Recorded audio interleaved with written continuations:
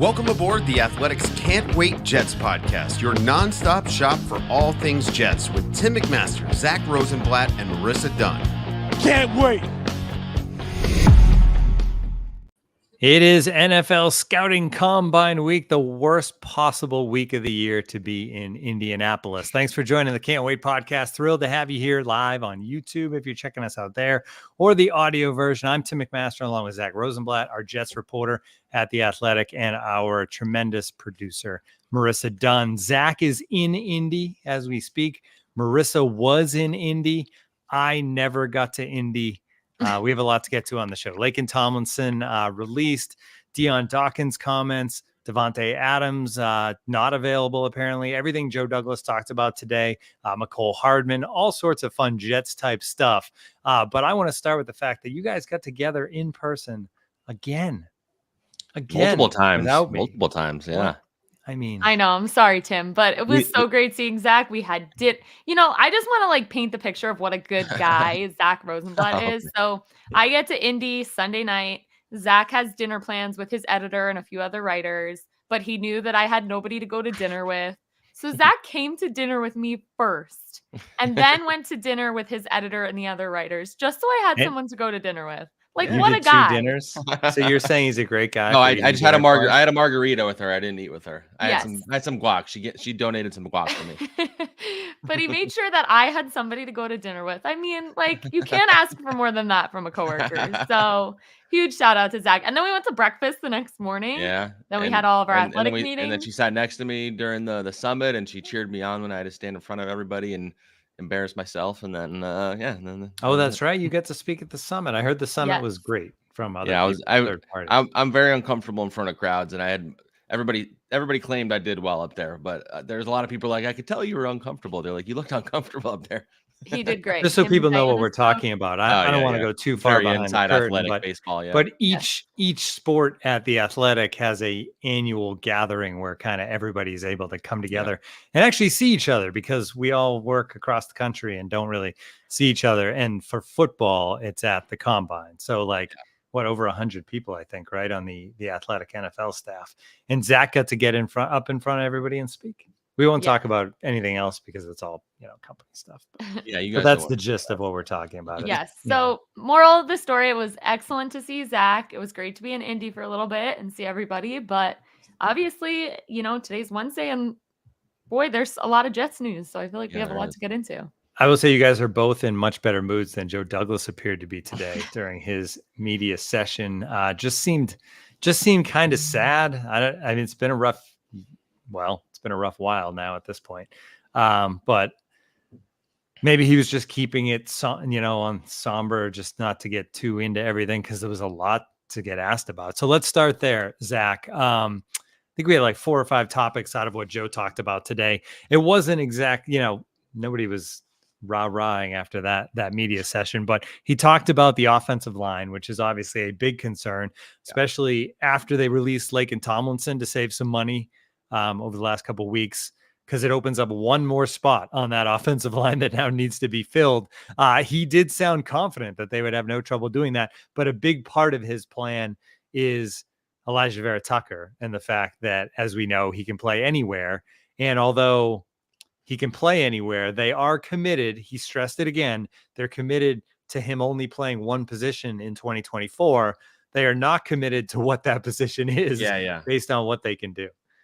Yeah, so I think people got mad when he said, I think we're in a good spot because of Elijah Vera-Tucker. I think, and I get why I raised my eyebrows. Not gonna lie. I was like, I don't agree with that sentiment, because if you need 3 new starters, you're not in a good spot. But I think the point he was trying to make. He said they've had great meetings, though, Zack. Great meetings. He used that phrasing a lot, actually. Yeah. But his point was more because Elijah can play 4 different positions, it allows them to basically just go and get the 3 best offensive linemen they can, and then they'll put Elijah where they need to. They can try and build their best 5 with. And if you think about Joe Tippmann, can also play guard too. So hypothetically, if they wanted to sign a center kind of thing, maybe throw a few $30 million at Michael Dunn to come in and start. And then So I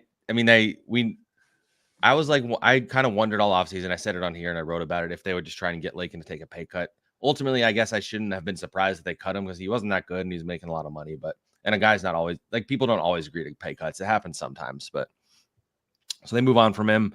You have to completely revamp the offensive line in a year and get them playing well together. Otherwise, everybody's getting fired. So a lot of pressure on That's Keith going to be Carter. a phrase we utter a lot this year. Yeah, I know. Otherwise, everyone's getting fired. Yeah. I mean, a lot of pressure on Keith Carter to make it work. A lot of pressure on AVT to be healthy and stay healthy. Joe Tippmann has to take a leap, and they have to get 3 guys because I don't think Mekhi Becton's coming back. Dwayne Brown certainly isn't. Lakin's obviously gone. Who knows if like Connor McGovern is even healthy enough to come back? So it's going to be a new group.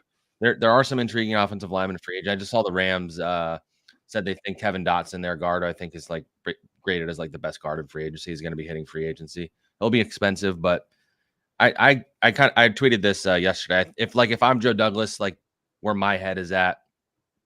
Yeah, Dan Boddard said Lakin played every snap, also played them poorly. That's kind of like the thing you always say about Lakin Tomlinson. Yeah, he was their most durable lineman. You're not really referencing how he played when he was durable, but yeah. So like if I'm Joe Douglas, my thought process is because if you look at free agency, I don't think any of these tackles really like knock the doors off.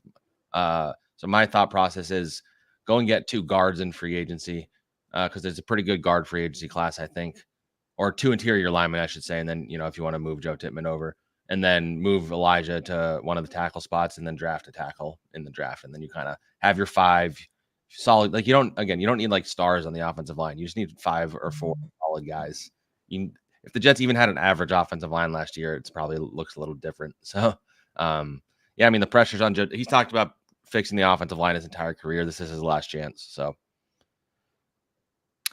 All right. Next topic from Joe Douglas today, Bryce Huff. Discussions will heat up this week, I think is the way he put it, has had great conversations. And the plan is that they do not plan to franchise tag him. Yeah. And the way Douglas phrased it, he said something along the lines of he deserves a chance to like see what he can get on the open market kind of thing, which is, I mean, he also said we've had productive conversations with his agent, which I've never heard a GM be like we've had unproductive conversations and like we've gotten nothing done in our talks together, which is actually the reality here because they haven't gotten anything done. But so yeah, I'd argue they're not very productive combos. But yeah, so I mean, I kind of thought this anyway, but I've been saying it the whole time they're not going to tag and trade him. Those are pretty rare and hard to really pull off because there's a lot of factors. Like he needs to be willing to go to the team. I think he has to sign the tag before the trade to happen. And like, there's a lot of factors there. So that's not happening. I'm curious what he gets on the open market. I lean towards like the $14 to $16 million range, I would say is kind of where I've landed at.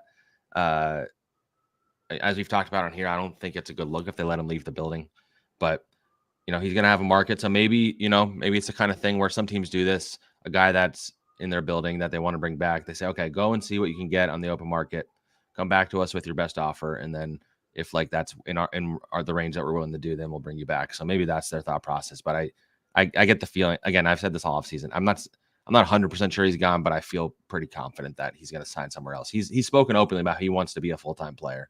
And maybe there's not a team out there that will give him that. I think there will be. He's young and he's very talented. So that's going to be very interesting.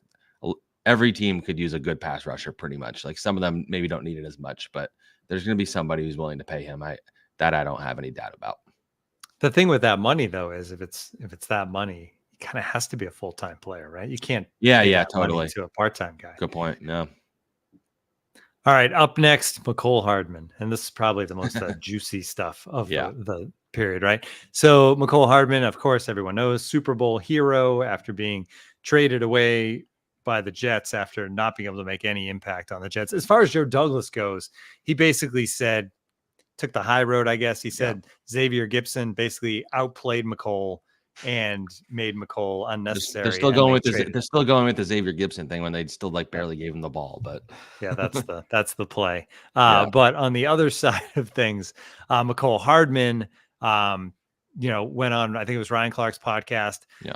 Said he was the second best receiver on the team. And then he referenced that he spoke with Brett Veach and Pat Mahomes before the trade, which is obviously tampering. But then he walked that back when he saw it in print, I guess. Oh, Hardman walked that back? I didn't even see that he did that. Yeah, on Twitter, I believe. Oh, okay. I didn't see that tweet. I've been busy out here. Oh. He said, just to set the record straight, I didn't talk to anyone. It was all the Jets. That thing I said wasn't true. Yeah. Right. But he actually gave the Jets credit in the tweet because he said it was all the Jets doing the right thing and sending me back to Kansas City. So there you go. I don't know. I mean, he seemed pretty convincing when he said it 2 days ago. So I'm sure the NFL. I mean, he didn't realize that it was against the rules when he said it. Yeah, exactly. I mean, he might have cost him a draft pick potentially. I don't know. Yeah, because didn't we just see like something With the kind of Eagles, similar with the Eagles and the Eagles. Cardinals? Yeah. So what happened with that? For Gannon. anyone who doesn't remember, the Cardinals like illegally contacted Gannon and they had a conversation on the phone, like GM and him, and rather than like a full penalty, the Eagles and Cardinals basically agreed to like a trade where the Cardinals gave them like a better draft pick in one round or something like that. I mean, I don't know how provable this thing is. Like, if it's like if he just sent Brett Veach a text like "come get me," and then Brett Veach said okay, like then I don't know how they would get a hold of that. Like, so there might not be anything that comes of this. But Joe Douglas even was like, we thought. Or Brett Veach responded, "Don't text me. This is tampering. Lose my number." Yeah, like Aaron Rodgers. I only do FaceTime. So yeah, I don't know if anything will come of it. That was definitely like, okay, that's interesting. But I mean, Mecole, I was talking about this with some beat writers. It's just like, this just goes all the way back to the Super Bowl. This is like such a perfect, it's so perfect that him of all people had the game-winning touchdown. So that's the only reason we're even like listening to these comments is because he caught the game-winning touchdown in the Super Bowl. So now he's getting asked to do all these interviews, and every single interviewer is going to be like, "Oh, the Jets cut you, huh? That'd feel good to score the touchdown at the end." Then he can go off on them, and they can be like, "What happened with the Jets?" And he can say what he said. I think, some of his comments I think were pretty telling and kind of in line with a lot of the stuff I reported with Diana, like stuff about how they didn't have a plan when Aaron went down.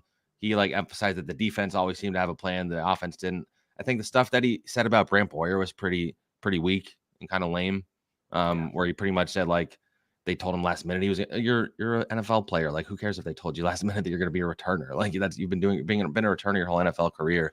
And then he basically admitted that he just like stopped trying because he was sold a false bill of goods. So I don't think this is the person you should be taking everything he says as gospel. But at the same time, the Jets deserve a lot of criticism, and a lot of the stuff he touched on is like stuff they deserve to be criticized for. So that's why consider the source, but also like, there's some fact in what he said, and there's also some like this guy admitted that he stopped trying. So like you can't blame the Jets for trading that guy, considering all of that stuff. Didn't make a lot of friends in the locker room, it appears, as we're starting to hear. Yeah. And here's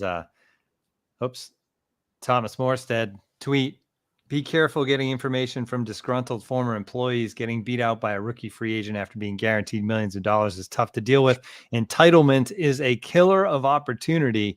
You have to earn it every year," says the punter. So that's that rough. Is like fire Hardman emoji right there. Yeah. The punter is the spokesman for the Jets is also just funny to me. But and then also, I mean, the crazier part is the follow-ups to that. Like, so Sauce Gardner, he can't help himself but just tweet everything that comes to his head or that he knows or whatever, because he's just like he's a kid who loves Twitter. And he tweeted something basically like alluding to the idea that he was like, "Why did nobody say anything about how somebody gave the Eagles our plays in week 6 or whatever it was?" Yeah. And then Kenny Yeboah like replied to a tweet like saying that all the Georgia guys at Eagles had the Jets plays, and basically they're all like accusing Mecole Hardman of giving plays ahead of time to the Eagles. It didn't work. The Jets beat them still. Yeah, the Jets won that game. Maybe you should have given it without DJ Reed or Sauce, by the way, which is like, again, that's gonna be one of those wins we look back on like for a while where it's like, how do they even pull that off? Honestly, especially, but the Eagles, the Eagles wound up being a mess. Right? Yeah, they did. But anyway, I mean, clearly Mecole wasn't very well loved. I think I've spoken on here about it. He clashed with coaches.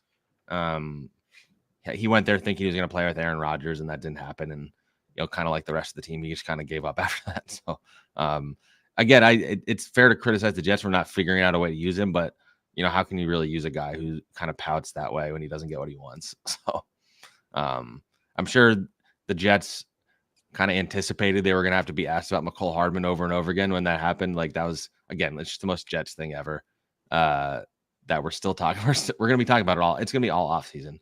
He's going to be a free agent. He'll sign somewhere else. Someone will ask him again about the Jets.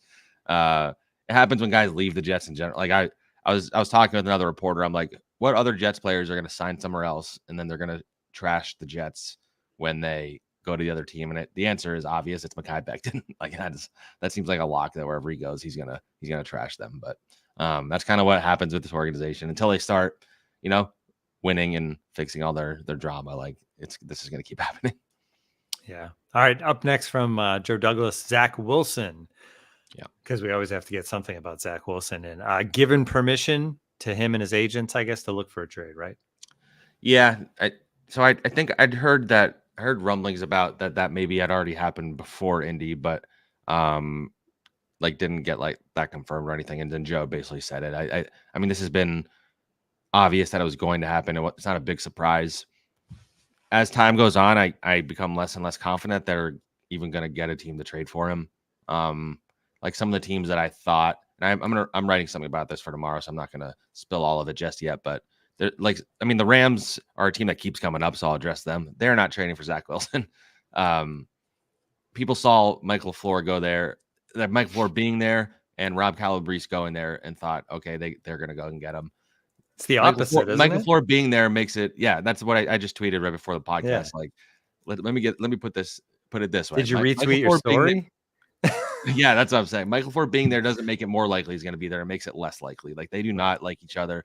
They've both made it pretty clear, both privately and publicly. Like, if Michael LaFleur has any like say with Sean McVay, that's not happening. And I've seen people be like, well, he won't coach him. Sean McVay will. No, that's not how it works. Just because Sean McVay calls the plays doesn't mean he's coaching every single player, and everybody else is just kind of like sitting in the corner. Like, that's not how it works. So that isn't happening. And there's some other teams that I've heard that maybe I thought might have made sense that aren't going to happen, but I don't know. I still am of the mind that I think a team will trade like a late pick. Maybe it's even conditional, or maybe it's like the Jets attach Zach Wilson to a 7th round pick or a 6th round pick, and they move up in that round or something like that. It won't be anything exciting. They might have to wind up cutting him and get no money out of it, but that's kind of where they're at. Like, he's not going to be a Jet anymore. They're going to go out and be aggressive, signing in a backup quarterback and probably even overpaying one because they're desperate after last season. It will not be Zach Wilson. His career has come to an end with New York. I think we all knew that was coming, but hearing it officially today is significant. Like, even though we all expected it, like, remember, this is the number 2 overall pick from 2021. Didn't even make it to the end of his contract, and they're already trying to get rid of him. And his career. It's wild though when you think of that draft class. Yeah, Justin Fields probably getting traded more because they happen to have the number 1 pick again. Yeah. Still, it's another guy from that draft class. And then Mac Jones is probably gone in New England as well. So, and Trevor Lawrence has been good, but not like the amazing thing that everybody thought he was going to be. So, that is a fascinating case study, because I think that was a pretty hyped QB class that year too. Yeah. Do you think it will happen soon? Like, or do you think? I don't know. I'd say between now and free agency, if I was going to fully I think they would probably like to have that resolved by then. And then if it's not, then the draft would be the deadline, I would think. But I don't think they want to hold him on the roster that long. So by then I would think maybe they would cut him. But they're going to probably go as long as they can, try and get a trade done. And if they don't, they hypothetically could make it a post June 1 cut. But that actually, no, they don't even get more savings from doing that. So he's either going to get traded pretty soon or get cut at some point between now and the draft, is what I would say. All right. Final thing out of Joe Douglas today. Breaking news. He even said that, I think, according to him, the presser. Yeah. Robert Saleh is going to Indianapolis, which is something that it's just been the last couple of years. The news that he wasn't going to be at the combine kind of was big news, even though I think Kyle Shanahan never goes, and that's kind of where he came from. And now more and more coaches, I think, aren't going. But it was always a big deal here, I think, around the fan base that he wouldn't go there. But he will be there Saturday and Sunday.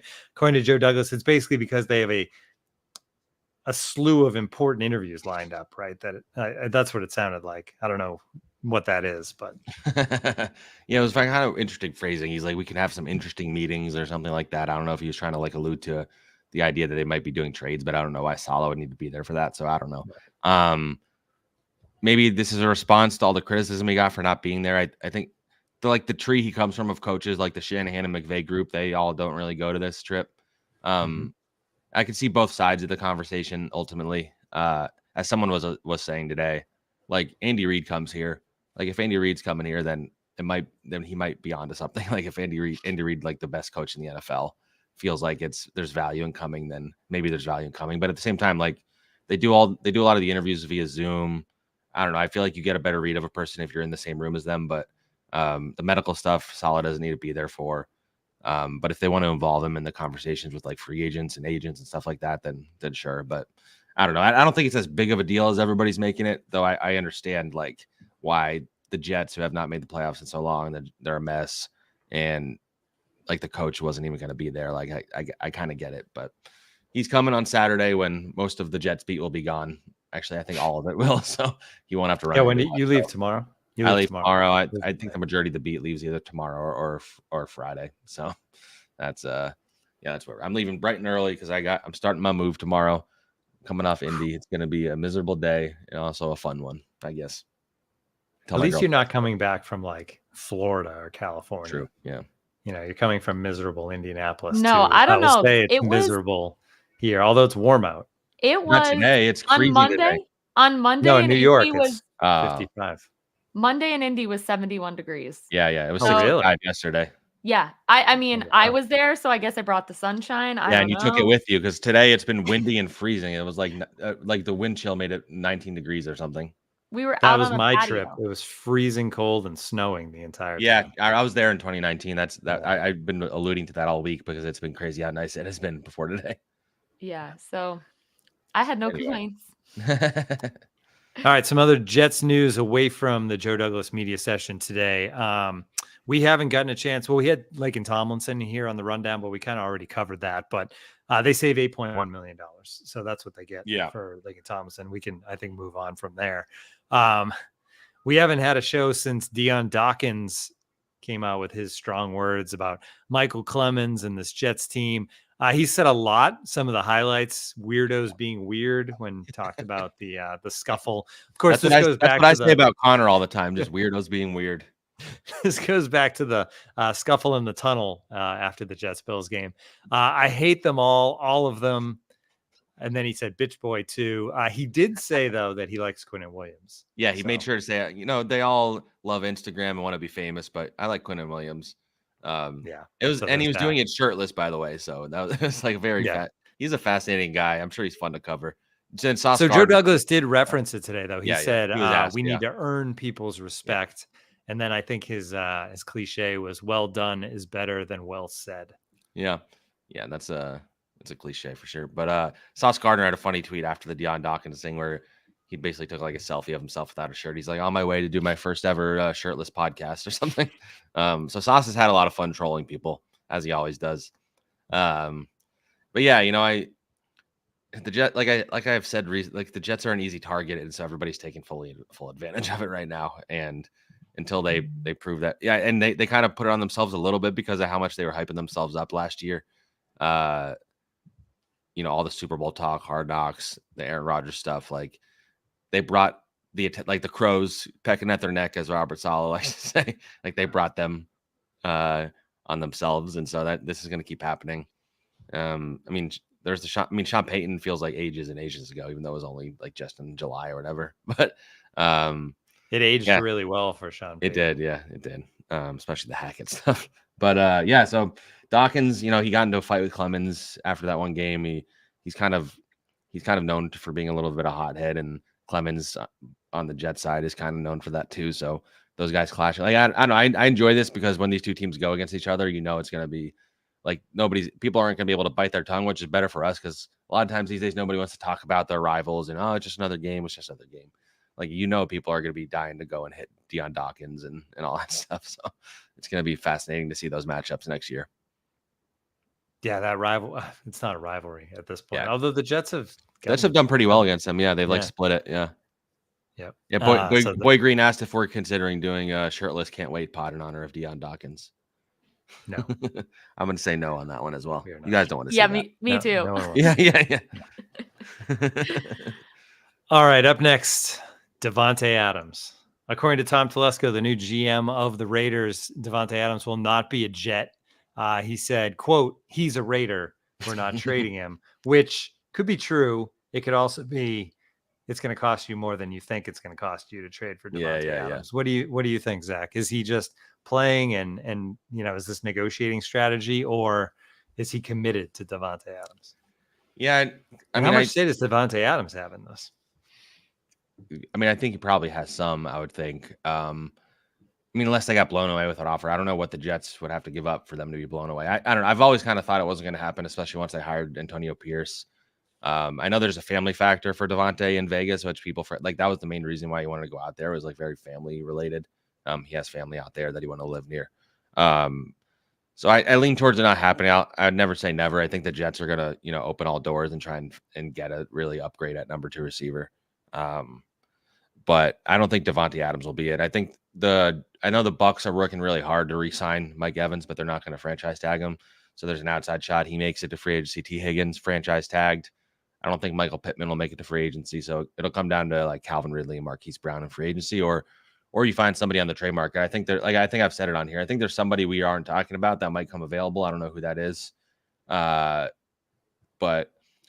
I don't know. I wouldn't overpay for a number 2 receiver. I think all the resources should go into offensive line, and then everything else you put towards number 2 receiver, you put towards backup quarterback, all that stuff. But I think the priority, do the O-line. And then if you can solve most of the O-line in the offseason, then you could draft a great receiver at number 10, like the kid from Washington, or, if the LSU kid, Malik Neighbors fell all the way to 10 or something like that. Like those guys are studs. And I don't know, maybe Rodgers doesn't want to play with rookie receivers, but it doesn't usually work out when you overpay for a wide receiver. I mean, even look at the Raiders. They spent as much as they did on Davante. They've accomplished nothing with them. So I lean more towards spending on the O-line than at receiver, but I think receiver is like the sexy position in free agency every year. At your team, if you need a receiver, you want to go and get the best free agent, but usually the best free agent receiver doesn't work out if you just look at the numbers. So you mentioned Calabrese leaving and going to the Rams. I thought it was interesting, back when they drafted Zach, and Calabrese at that point was like 30? Real young guy, wasn't the quarterback's coach at that point. But I remember having discussions on the show, and Connor was here at that point, about the plan with this team and this coaching staff was to have like the succession in place, right? Where your offensive coordinator succeeds and gets a head coaching job, and then the next man in line moves into the offensive coordinator position, and you just keep moving on up, and they wanted that to go. And at that time, it was thought that he was a big part of that because of how highly they thought of him. But if you look on the field, there hasn't been quarterback success at all, which, could be because of the guy they drafted more than the coaching, but just doesn't, it doesn't look great. So it'll be interesting to see. Basically, my point is, it'll be interesting to see what happens with him, as he goes forward with different organization.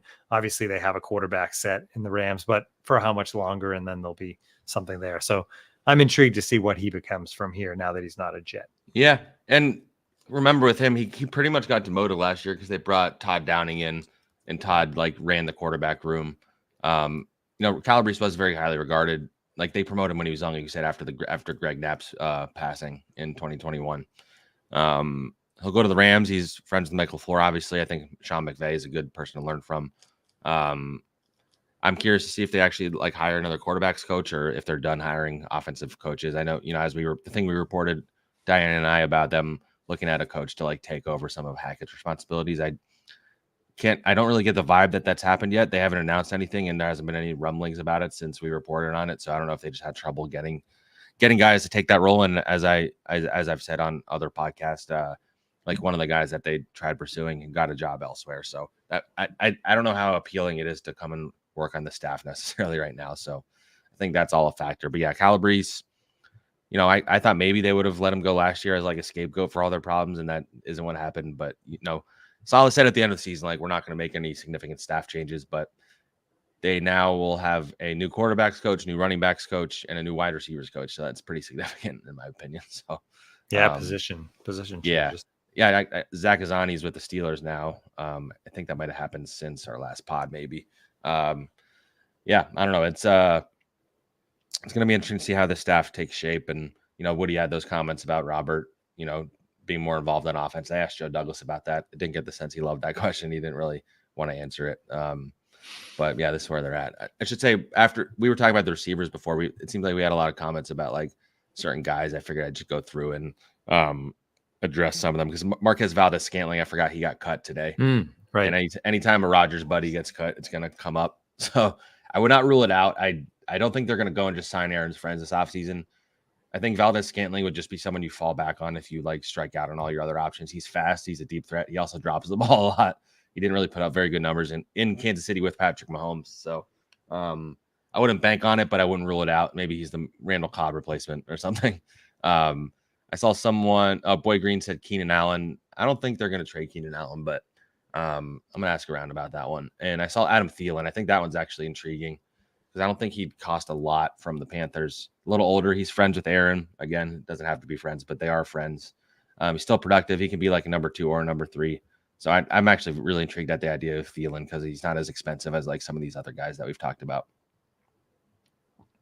All right, one more topic to get to, I think, and that is the annual NFL Players Association Players Poll, which is always fun to read. And I mean, maybe I'm wrong. I don't think any other sport does this, right? I don't think so, no. I don't follow them close enough to, but they last year, I believe, was the first year the NFL had did it is. And that they did it at all. Okay, I thought it had been going a little bit. Well, and it led to Kalen writing like an in-depth thing about the Cardinals and all their mess, like because all this information was now out there, and the Cardinals got like Fs across the board again this year, so they haven't improved much. I just think that's fantastic that they do this. Cool. Yeah. Thumbs up to the Players Association for, I mean, not just doing it. It makes sense to do it. But but then just throwing it out into the world. So here's throwing it out at the perfect time, the Wednesday combine. of the combine. Yeah. Everyone's speaking. The GMs all have to talk this week. Well, and free agency is about to start. So you know what you're getting into. Yeah. All right. So the Jets were 21st overall out of 32. So it's not the bottom of the barrel, but bottom half. And if you're watching us on YouTube, we have the grades up and the ranks. But treatment of families, feels like a big one. C+ tied for 18th. Food services and nutrition. And Zach, I think you have insight here. C- tied for 16th. First of all, it's interesting seeing the grade and then the rank because that means C-, everybody has rankings. Yeah, but middle of the pack. These guys, high standards when it comes to the food, especially when not just you, but Connor praises the food constantly. And the staff, the service part of it, like the staff is like so nice to us. I mean, maybe they're not nice. Maybe they hate the players and they just love the media. I don't know. Yeah. Like if I voted, it would be a first. Yeah, exactly. That surprised me. It's not listed here, but I know I think they were ranked like last in time management, like from the coaching staff, like they keep them too long for meetings or whatever. And like I tweeted out like a screenshot of the of like what the phrasing was, and it was basically like that actually is indicative of like teams that do well because like 8 of the 9 best ranked teams all made the playoffs or something. So there's something to be said. I mean, it's probably like an oversimplification of it, but there's something to be said about that, I guess. Well, we had the stuff. I think it was an athletic story about Seattle and the Seahawks and how they ran meetings and stuff, and it was basically like they would have fun for like 20 minutes to 30 minutes, and then they would take care of business for 5 minutes, and that was it. Like, worked pretty well. There you go. Pete Carroll and company. So, all right, weight room, B-, 21st. This one's plays into the NFL, I think. It makes sense. So they get a B for strength coaches, which you think is a pretty good score, but that grades 30th, which shows you how highly these players think of the strength coaches around the league, that a B gets you 30th. Basically, everyone loves their strength coaches. The Jets like their strength coaches, and that puts them near the bottom of the barrel. Training room C+, tied for 17th. Training staff B, tied for same thing, tied for 28th. Locker room B-, 17th, and team travel B-, tied for 18th. Is the locker room that bad, Zach? I guess I've been in some bad locker rooms, ones that are like small and you have no space, or you hear stories about some of these that like where the showers haven't worked after the games and stuff. I don't think the Jets ever have those issues, but I don't know. And I guess this is based on the facility, right? Not the stadiums. So I guess. Yeah, I assume it's the practice facility. Yeah, I think their facility locker rooms are pretty nice, honestly, but I haven't been to a lot of the facility locker rooms. Florham Park is pretty new. Yeah, right. It is. Yeah, like the newer ones tend to be the nicer ones. Although you sent in our group message like was a thing about the Chiefs president like promised upgraded locker rooms and all he gave them was new chairs or something. And yeah, that was crazy. Like there's excuses. You guys won too much. We didn't have time. So Yeah, it said basically like they went too deep into the season and they didn't have time to renovate the locker room. Then teams like the Jets were like, yeah, that's why we don't win, so our locker room can be nicer with more time. So the AFC championship is in, third week of January, and training camp. I'm in my head, I'm doing the math. I'm like, well, I feel like that's enough time. Well, OTAs are mid-April, but we were talking about it over here, and I said, there's some of these like home shows where they build a house in a week. Yeah. You don't think an NFL locker room can get renovated in a week? Can pay people to do it fast. Yeah, right. It's a locker room. Yeah, I watched that show Queer Eye, and they revamp a person's apartment into like this like oasis in like a day. So exactly. So Bobby Burke from Queer Eye, he'll fix up the locker room. I'd have to believe that they would be able to do some renovations in at least a month, span before people re-enter. And like during COVID, I believe they had locker rooms, like they really spread people out and like moved locker rooms around so people had more space. Right. So you could, accommodate by doing that for a little bit of time just to get the real locker room complete. So I don't really think that's the best excuse, but yeah, I think these surveys are really interesting. And if you want to hear more than just the grade, a lot of them have comments underneath. Yes. So on the NFLPA website, you can read what each of these, like more details to these grades. Marissa, did Michael participate in the survey? You don't have to tell me what he did, but he does not remember doing it. So I believe it was earlier. I think it was I think they do them earlier in the season. Like, I don't think it was like just done. So it was like, so I think they're done like early, like, so if things have changed since then, but, I actually completed a survey. So, so the treatment of family stuff is like, I saw someone commented in the chat, like the Browns had a nice little daycare room. I never left Madison, just cause I always had her attached to me, but it was really nice that if I wanted to, that's great. Be at the game and leave her, and it was like a very secure room. The people that worked there were absolutely wonderful. But the Chargers apparently charged per child, which is just ridiculous. I haven't read through all the teams, but I think it was the Cardinals last year where it said like they charged people for like concessions, like the vending machines, like they were like charging them for food basically. I saw something, another team, I'm not sure which team it was, so I don't want to even say, but that the players don't get 3 meals a day. Oh my God. That is crazy because they are there 12, 13 hours a day. They should, these are professional. It's not like they let you leave and go to a cafe for lunch either. Right. Yeah. It's not like, oh my God. It's so the amount of like very, very rich people that are also very, very cheap is pretty you would find it goes very remarkable. Yeah. I will say, I wonder how much these are skewed by the age of the roster. Like, I'm sure it does play a role. That actually doesn't help the Jets, because I would imagine if you had a team filled with like rookies and second year guys who are new to the league, they would probably be like, this is all great. Like, everything's great. Right. Whereas if you have like the veterans who have played in multiple places, they're going to complain. So that being said, it makes you think the Jets is even worse because they do have a young roster. Or like rosters that, like guys that have a lot of children, or like guys that have, significant others and things like that. Like the treatment of families, that kind of stuff is more important, like how their time is used. Whereas younger players might not even like cross their mind. So yeah, I'm sure all of that plays a role in this, but it's very interesting. I love reading all the descriptions and the different comments on it too, because it goes deeper than just the grades. And some of the commentary, like the Chiefs story about the locker room, is pretty nuts. So yeah. Well, in our text messages, I said basically what I learned from reading through these are that NFL players are kind of spoiled babies, like just based on the fact that like if I got fed at my job and had free daycare and all this stuff, but then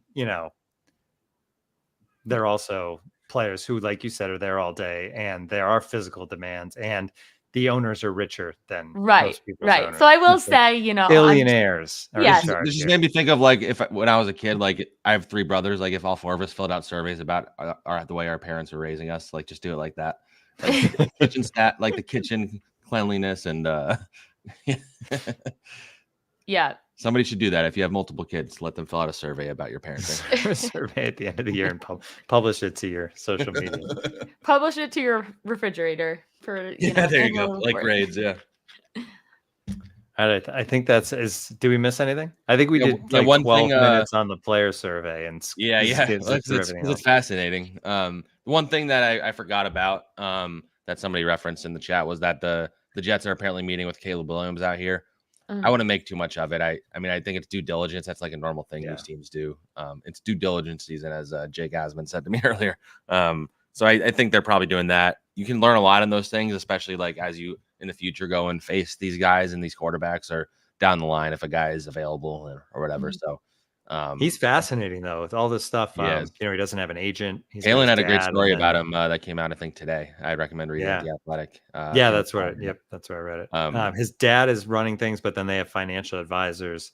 But he's talking about like getting like a piece of ownership from the team. That was like the rumor, and he's denying it, I think. But that was there was rumblings about that. I think that was in Kalen's story too. Yeah, it's he's a fascinating guy, and he's the one that he went viral because he like went to the crowd to cry with his mom and stuff like after a game, and he like refused to talk to media a few times. Like it's gonna be very interesting to see how he does. Chicago's a pretty big market with a passionate fan base, so I think people underrate that. I think people underrate that market. I think people underrate that market because it's been so long since the Bears were kind of relevant. But if you can't handle the pressure, the criticism, or the media, like it's gonna be interesting to see how that goes, especially if he's got all this. You never like when the family is like this like loud and not necessarily involved. Like I don't blame a family for being involved, but whenever you have like a parent who's like loud like this too, like it often can be very interesting how that works out, because a lot of times they become a distraction. I mean, you saw it with Zach Wilson. His parents eventually stopped talking publicly, probably for the best, but it's a red flag to me. But I mean, I haven't watched the situation that closely. I don't know Caleb Williams, or I didn't watch even a lot of his games, but the non-football stuff is a little concerning to me, but we'll see. It's not going to stop him from going number one. That's for sure. And as we've learned with people like Aaron Rodgers, if he's good at football, it doesn't matter all the other stuff. So you can say and do whatever you want if you're good at throwing the football. He appears to be great at football, but like we said about the 2021 draft class, it's just such a crapshoot at this point. I feel like I would not want the number one pick. Yeah, this is an interesting draft class of these court. I mean, it seems like there's three that are like very good and like locked into like top 5, top 10, and then seems like people have mixed opinions on like JJ McCarthy, Bo Nix, Michael Penix. Like those guys could either be first round picks or fall. So it's gonna be interesting to see. Yeah, and Michael Penix could fall, and I could see Michael Penix becoming. I really like him actually. I think he might sneakily become like a Jalen Hurts type. Like maybe he falls to the second round or something like that. And becomes a legit starter for years. Yeah, I'm intrigued by him for sure. I haven't watched a lot of these guys, frankly, because I didn't think the Jets are going to draft any of them. But I like Penix. I think I'd keep an eye on him. Yeah, if one of these, not to delay this, but we did get a comment in the chat. If one of those guys are available later. Yeah, the Jets don't have a second round pick. They are in the third. Like if Penix was there in the third round, I don't know. I'd at least consider it because it just depends on what the Jets think. I mean, I don't think they actually will, just because Joe Douglas is working for his job right now. But I don't know if there's a quarterback that has potential to be a Jalen Hurts type, and you can snag him in the third round, and you have your future replacement for Aaron Rodgers, like. And you're most likely going to carry 3 quarterbacks anyway. Yeah, you get a veteran, and here in theory, so I'd do it. But I mean, I get why they wouldn't, but I would personally do it. Okay. All right. I guess so. We have. What do we have? A month? Oh, well, we have free agent coming out. So we'll be back with you for free agency. As far as checking in on the podcast, we'll figure out exactly when we will do that. If it's, depending on what the Jets do, I think, right? That makes sense, guys. Yeah. Yeah. Because free agency is what, in like 2 weeks from 2 weeks. My birthday every year, free agency. I think the legal tampering window opens on the 10th. The 11th. Oh, the 11th. Okay. So, and that's really when it starts, because that's when you find out. Yeah. The actual my birthday is the 14th. I believe it's either the 13th or the 14th is the actual day. Yep. So that should be, they're gonna come out and be aggressive and sign somebody on day one. You hope it's somebody that makes the fans excited. I'm very curious. This is gonna be it's a fascinating offseason. Like there's so many avenues they could go. They're gonna be aggressive, and Joe Douglas needs to pretty much bat 1,000. Like he needs to hit on the offensive lineman, the second number 2 receiver, and the backup quarterback. And that's like a lot of pressure. So good luck, Joe. And I know you were not happy to talk to us today, but maybe you'll be happy the next time we talk to you at the owners meetings after you've got some of these free agents. Yes, you won the offseason again. Yeah, exactly. All right. That's going to do it for us. Thanks for tuning in to the Can't Wait podcast. We will be back with you for free agency in a couple weeks.